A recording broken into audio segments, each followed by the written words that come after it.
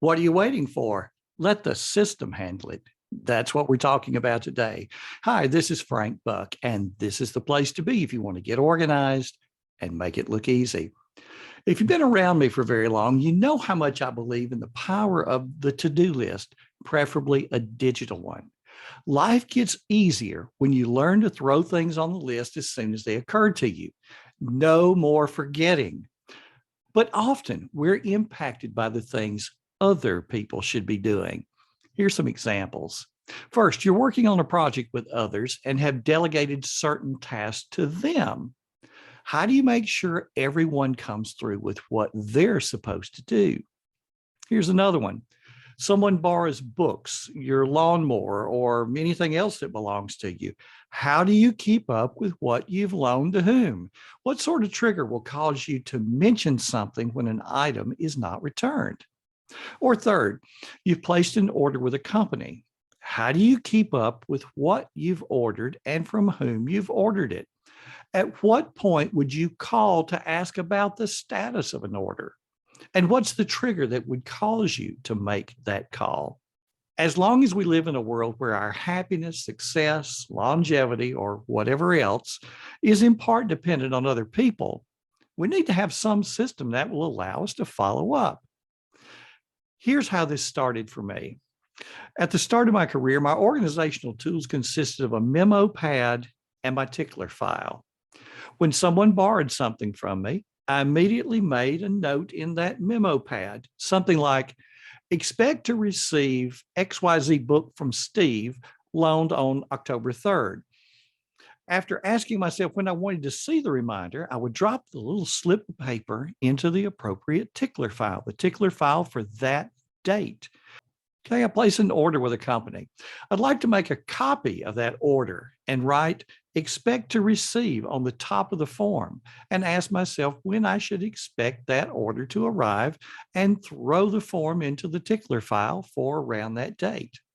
Or when someone was supposed to handle a task and then get back to me, a little note saying something like expect to receive reply from John went into the tickler file for the date I wanted to see that little note and be ready to follow up. Well, over time, expect to receive became ETR. And though the tools have changed, that acronym stuck.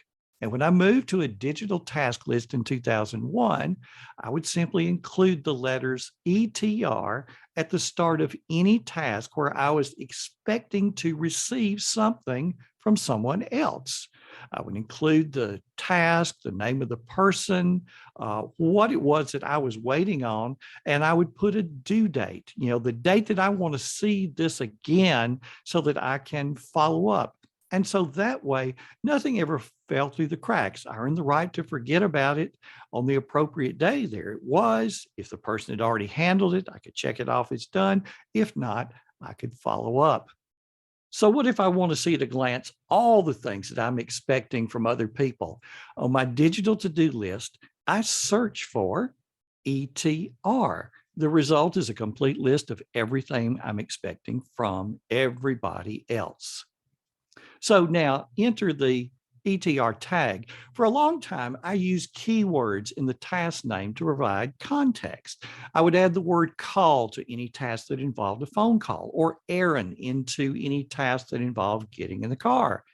Then I would simply enter the keyword into the search window, and that worked. There were all the phone calls or there were all the errands. Now I use tags.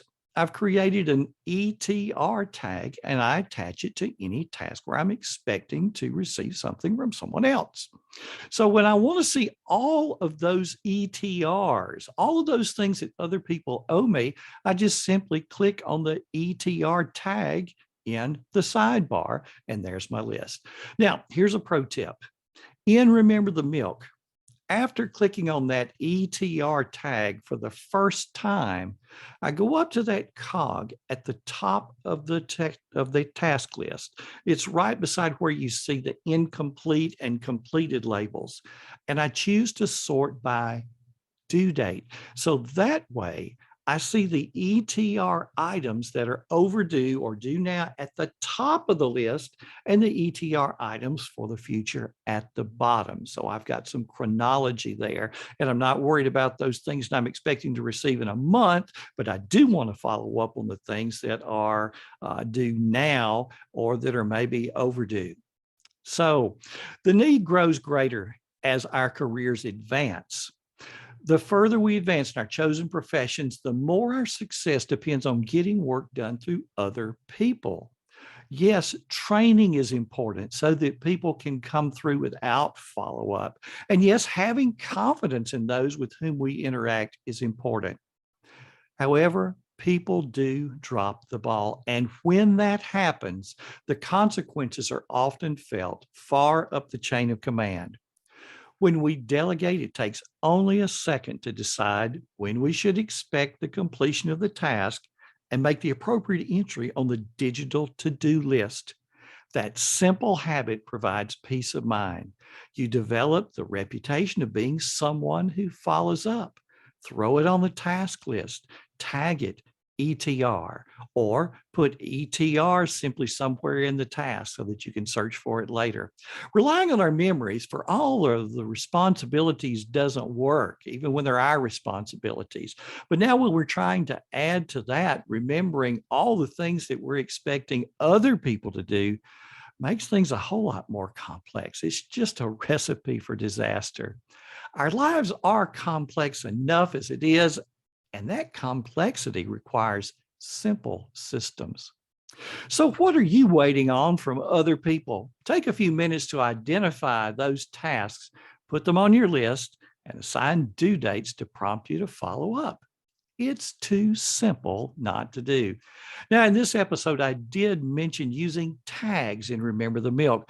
In a previous video, I demonstrated exactly what I do. I'm going to give you that link again in the show notes for this video if you're looking at it on YouTube, and it'll be in the body of the blog post if you're watching it over there. I hope you enjoy it. Hope it makes a difference for you. And if you do enjoy it, I bet you'll also enjoy these two videos right over here. Take a look at them and consider subscribing to the channel for more videos.